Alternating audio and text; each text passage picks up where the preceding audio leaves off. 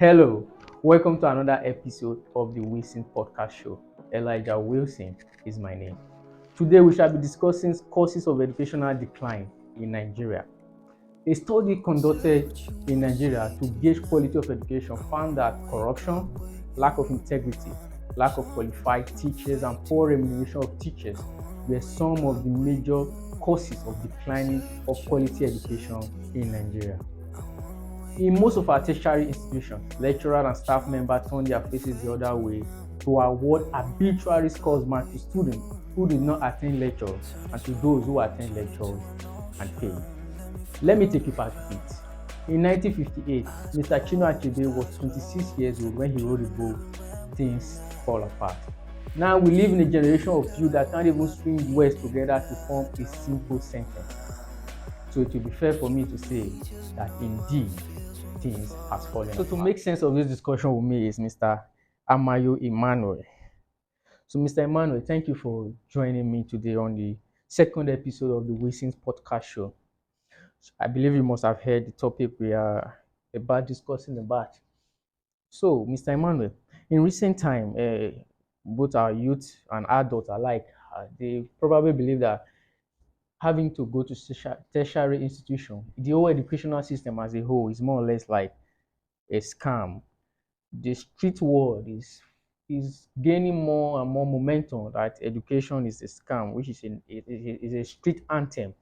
Is gaining more momentum. So most of our youth no longer find reason to go to school to study. Most of our parents, our fathers and mothers, deem it fit to either just buy a laptop or a gadget for their children rather than sending them to tertiary institution to study. More or less, reasons being that when you go to school, you graduate, you are out of school, there is no job opportunity, you have to go back to learn handiwork, as the case may be, so you can get self-employed. So in recent time, we have realized that our educational system has declined and is deteriorating. People no longer want to go to school because for them, why do I have to go to school when after NYC, after the school and the whole 4 years or 5 years, 6 years, 8 years, as the case may be, there is no job and you are back to having to learn one handwork or the other. So, Mr. Emmanuel, what's your take on this particular topic? Taking into consideration that education is the bedrock of every nation and the youth are the leaders of tomorrow. But nowadays, our youth no longer goes to school. So, without education, is it possible to have a better tomorrow? Thank you so much for having me around. I Thank you. really appreciate this, and I have been following you up on this your podcast, and it's a great pleasure for me to be here. And I must commend your efforts so far. And this particular topic of discourse is something that I'm really very interested in, and I would say it is a topic that cannot be neglected because education, as you have said earlier, is the bedrock.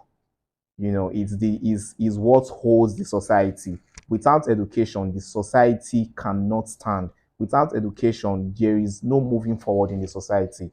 Now, you have made a lot of points and you have given me so much points to talk about.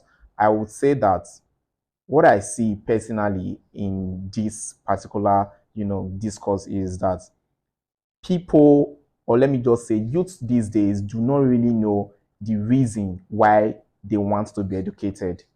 They do not have an idea what education is all about. They think that education is just going to the four walls of school and coming out, but that's not the case. You know, being educated, it has a lot to do with just going to campus and coming out. When you say education is scam, education is not what they call scam. It is the school. But when you are educated and you've gone to school, you will see that you will stand out from the crowd. So these days, youth just want to, they want quick money. They just want to venture into something that will bring money in the next 2 months. For education, you have to build yourself for years. You talked about Chino Achebe, who was 26 years old when he wrote a book. Yes, he was able to do that because he knew why he was going through educational process. He knew what education was all about. He knew why he went to school. These days, youth do not even know why they are going to school. Most of them just want to go to school because their friends are in school. They do not know why they are going to school. And you see, at the end of the day, what they just want to do is to, get a laptop, start hustling. They call it hustle. Get a laptop, hustle, make money and just be living, their life. So what I have to say is education will always be the key. It has always been the key and will forever be the key if youths know the reason why they want to be educated. First of all, is to know why you want to be educated, why you want to go to school. Why did you go into the four walls of the university? Purpose driven is what we need. When you know why you are doing something, you should know what to do about it. So this is my 2 cents, Mr. Elijah. So there are people that will argue and say, why will I go to school if I don't get employed after all? Okay, they ask those questions because of the way our system is messed up. Okay, they ask these questions because there are some children who come from a very, let me not say an average family. There are children who come from a very poor background. And when they sit and think about how much their parents would invest in their education, they would rather not even go to school. They would rather not want to go to school because they already know that the society is messed up. There is no job opportunity when they graduate. But in as much as these are being put into consideration, we need to find a balance to this. So finding a balance is what we should do and is what we should talk about. You've managed to argue, like I'm surprised you've not mentioned government in any of this. Like you said society. You made mention of society. Like in a civilized society, people are happy to go to school. They go to school and they see dividends of the reason why they must have gone to school. Yes. So in Nigeria per se, people that don't go to school are in the hands of affairs. They are leading us, as the case may be. Like you know what I'm talking about. We don't have to mention name. Yeah, so what is the role of the government to encourage the youth to start seeing education as the bedrock of a better Nigeria, as the case may be, Mr. Emmanuel? Okay. If the government, I will answer that very briefly. If the government is able to, put some things into consideration, like encouraging the youth to go to school by making education affordable, by making education affordable, by making basic education affordable. I think in the Western countries, I am very much aware that from primary school till college, you wouldn't have to pay tuitions if you are a citizen of that country. I don't want to mention a name of any country, but I am very much aware that you don't pay tuitions when you are in primary basic educations. So basic education should be free in the first place. Then tertiary education should be managed in a way that students will not have to, tear their pockets before they can afford school fees.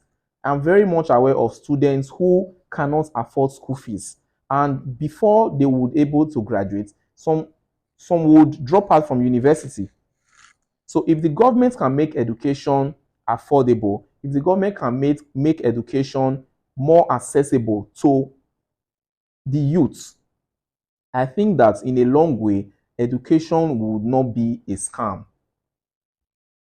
because the youth see that they would have to invest too much in schooling, too much in acquiring degrees, and at the end of the day, there is absolutely nothing for them. So they do not want to invest in what they will not get benefit from.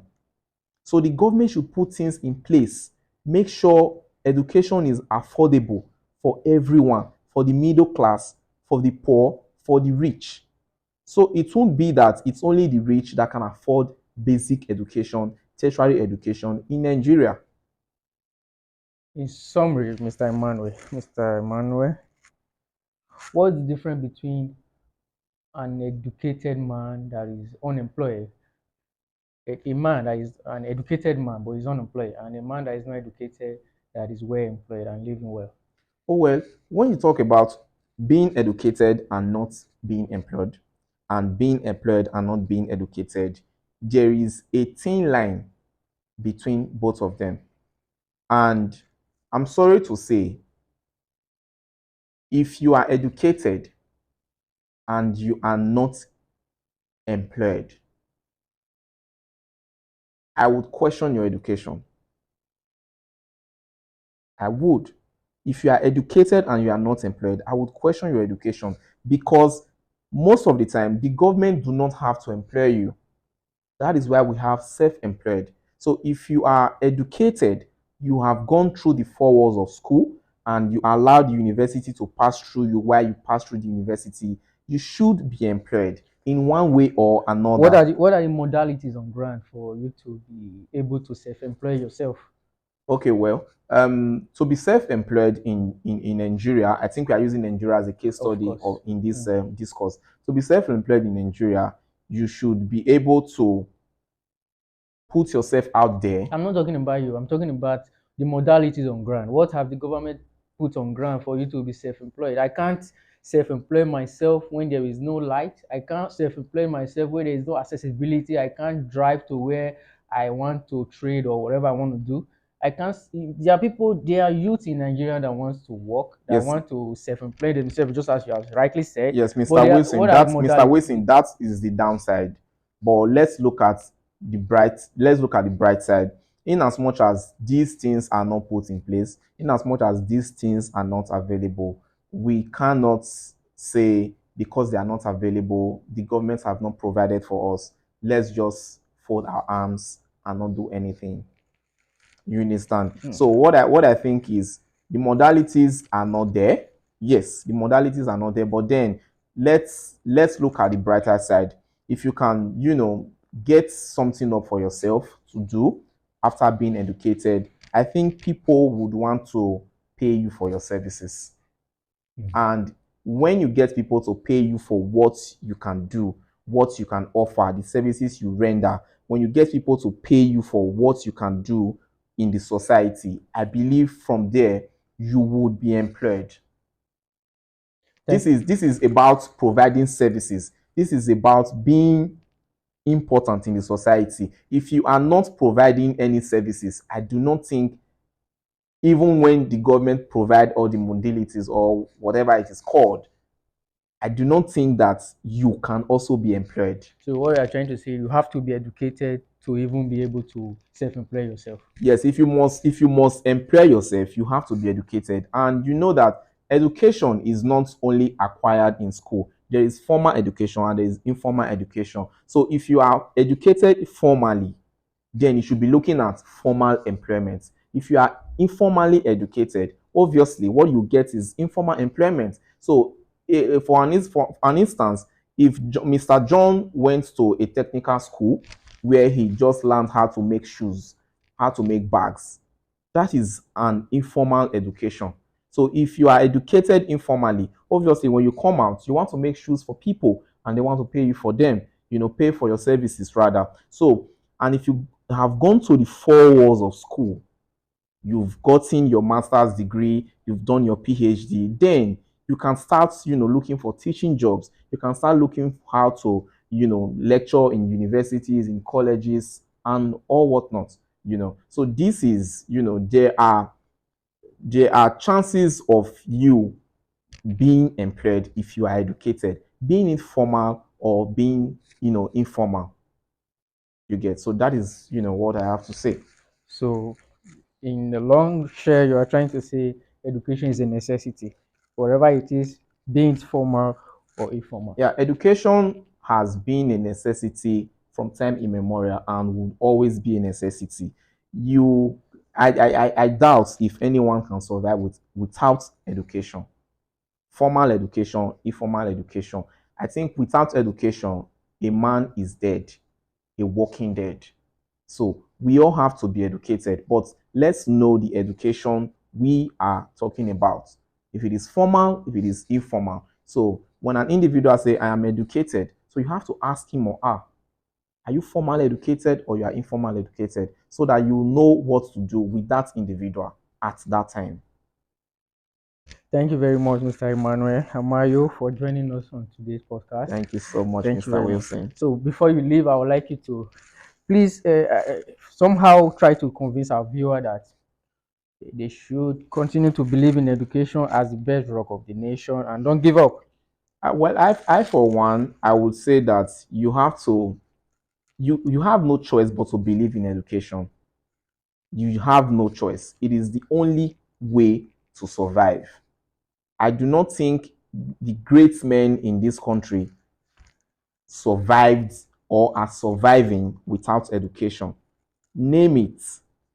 I do not want to start calling names because I will run out of time. Name it.